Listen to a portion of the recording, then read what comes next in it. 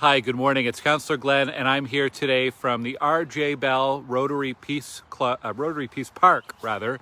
I've been here a couple times before, and there's a reason I'm here today, but I'm going to save that to the end of the video. I'll keep you in suspense. It is a lovely spot.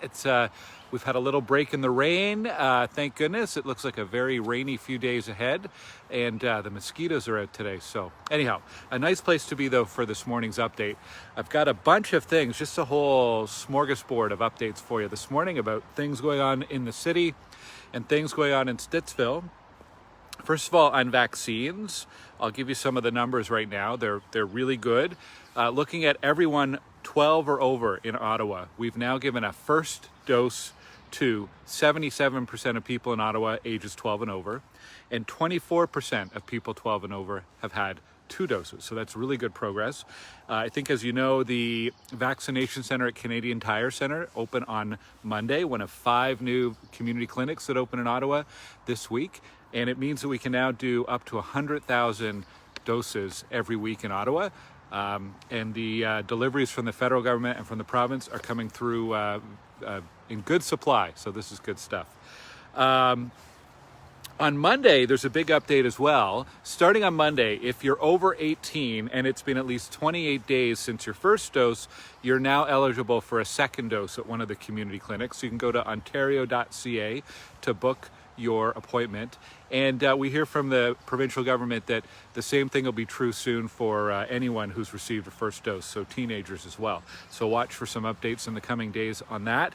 And of course, on Wednesday, the 30th, we're entering into stage 2 of the provincial reopening or relaxing of restrictions. And one of those things will be, I know, some openings of hair salons and so on in our community, but a number of things changing as of Wednesday for the better. So check out ontario.ca for all those details. I had my second dose on Thursday, just around at the end of the day Thursday, and I've been fighting some mild side effects, I guess, for the last few hours. So feeling a little tired and achy, but overall it's been a pretty good experience. What else has happened this week? Let's see. We've had yesterday joined MPP Goldie Gamari and Education Minister Stephen Lecce. They were both here in Stittsville on the site of the new Fernbank Elementary School, which is on Cope near Rouncy. And so they were announcing a funding milestone in the construction progress, $17.5 million approved so that the school board can go to tender on that school and get construction started. So that's good news. We've got a lot of schools under construction in our community, and it's great, especially in Fernbank. It means that now students will be able to walk to school rather than being bused out of the community. So that's really good news. Walkable local schools are so important to developing healthy communities. So glad to see some progress on that front. We've had a number of calls to our office about dirt bikes in our community. Some dirt bikes along trails, some dirt bikes in Alexander Grove Park, and I even saw some in front of Sacred Heart High School the other day. I just want to remind folks that you aren't allowed to drive dirt bikes on city pathways or in city parks. And it can be dangerous, it can damage the park and so on. Bylaw would like residents to call 911 to report when they see dirt bikes that are operating in a way that could be dangerous in parks or that could be damaging parks. So 911 is the number to call.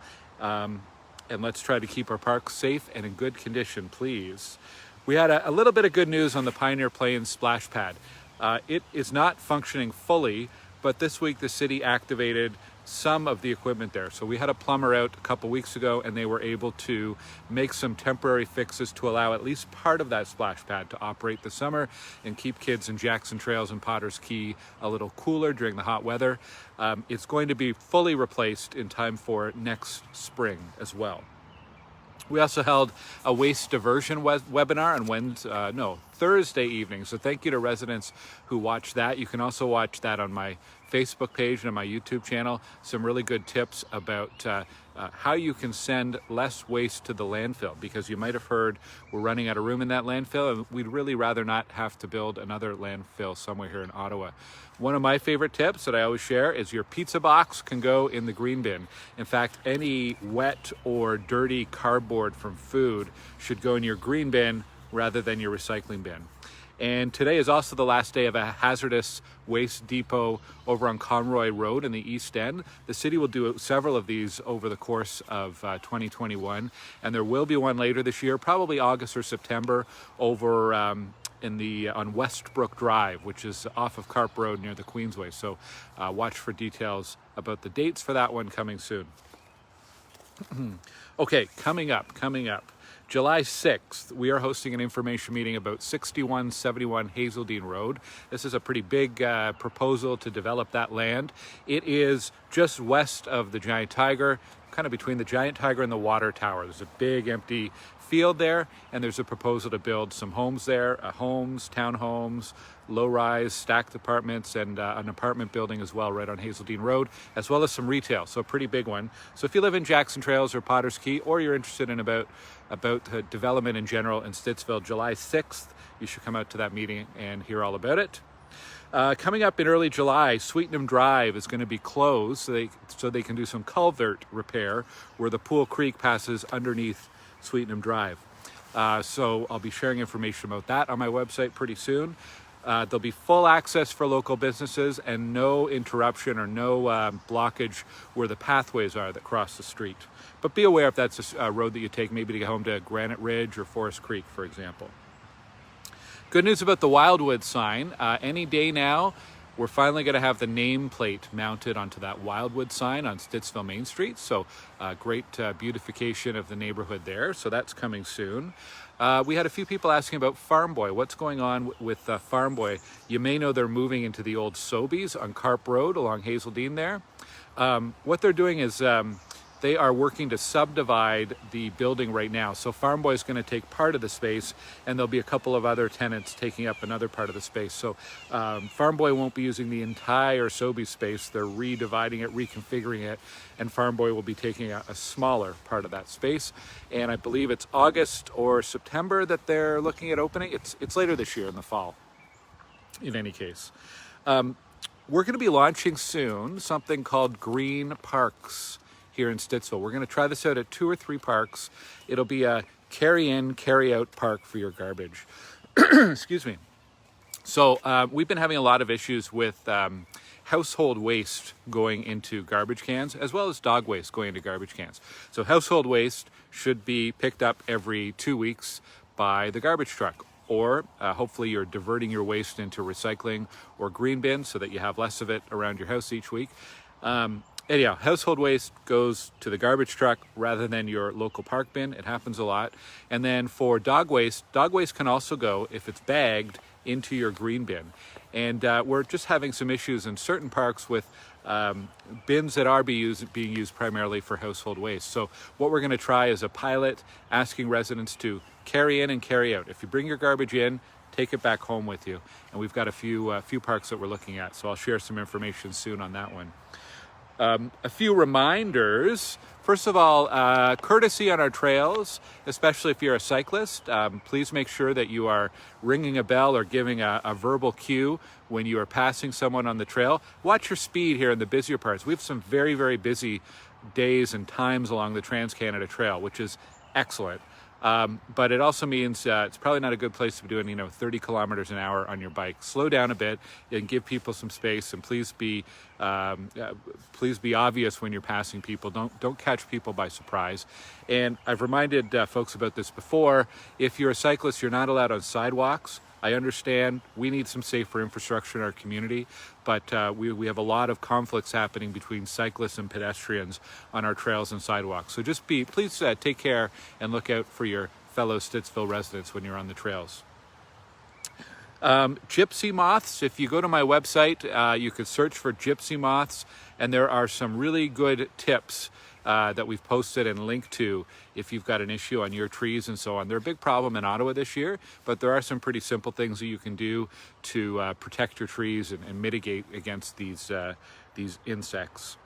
And my team asked me to remind everybody just to have a bit of patience with your neighbors, with your fellow residents here. I think as a councillor, we have we're a really good barometer of the general mood in the community. And we've seen from week to week and month to month in this pandemic, we've seen when people are feeling more stress and anxiety, because it comes out in how they interact with us, the tone of the email or the tone of voicemails. And we've had this sense over the last week or two that folks are getting impatient, maybe for things to reopen, or maybe you're getting frustrated with the whole situation. It's been a very long 16 months or so. I understand that.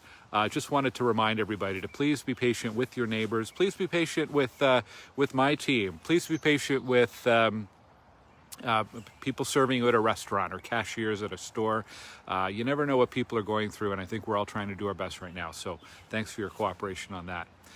And finally, the reason why I'm here today, I think this is a really good idea from the Stittsville Rotary Club. They're calling it the Stittsville Staycation Rotary Ride. And they're encouraging families to get out and cycle and explore our community. And there is a chance to win some prizes. They've established a 14-kilometer route that you can follow, starting and ending right here at the R.J. Bell Rotary Peace Club. And it continues until July 4th. So you can find more information. Just search for Stittsville Rotary Club. They've got a registration form and a sign-up form. And you can find all the information. And I hope you and your family can participate. A really good opportunity to get out on your bikes, get some exercise, and explore our excellent community. And with that, I will wrap up. I hope the rain holds off. We've got a break in the weather right now, which is good. It's kind of warm and muggy, so hope you can get out for a bike ride, for a walk around the neighborhood, however you get around. And I hope you have a great week. Canada Day is coming up as well, so please be safe and responsible, and have a good Canada Day this week. Take care, and I'll see you next Saturday. Bye-bye.